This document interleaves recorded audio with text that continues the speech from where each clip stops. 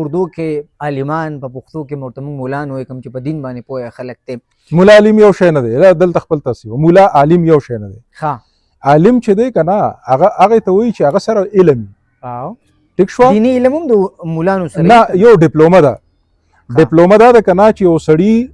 په 7 کاله کې هغه دا زده کړو چې یاره مونځ به څنګه ویلټ کېږي، د طهارت مسایل څه دي، یاره اصول د حدیثو څه دي، یاره اصول د قرآن څه دي، یاره منطق څه شی دی، هغه به زه څنګه کومه. نو دا یو ډیپلوما کورس دی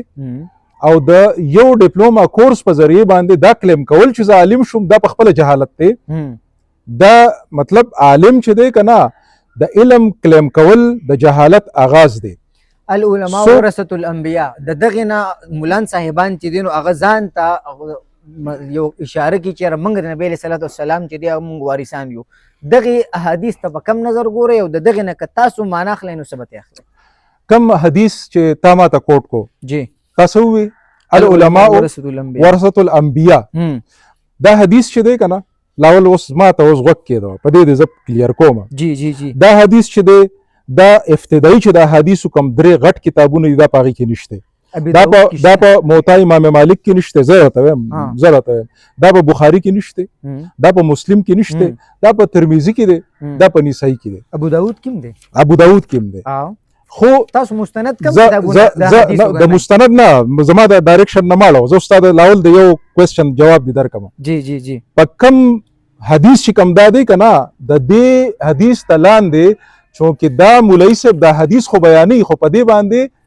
د امام ترمذي کمنټس نه بیانوي، په دې باندې امام ترمذي د لاندې کمنټس لیکلي چې دا انتهایی ضعیفه حدیث دی او د دې حدیث په بنیاد باندې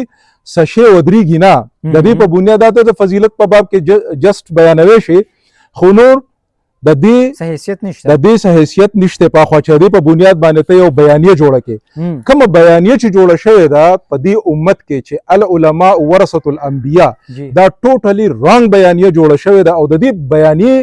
د جوړېدو سره چې د امت ته کم نقصان شوی که نه هغه نقصان ډېر لوی دی او دا یوازې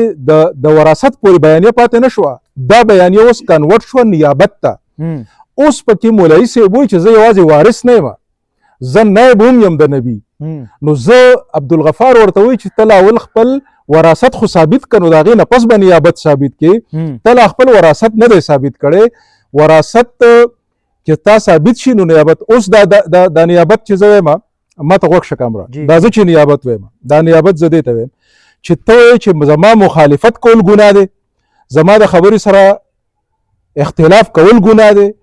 زما په سوچ باندې کوېسچن پورته کول ګناه دی او دا خلک چې د علماو مخالفت مه کوه ګناهګارېږې که نه، دا د دې بیانیې په بنیاد باندې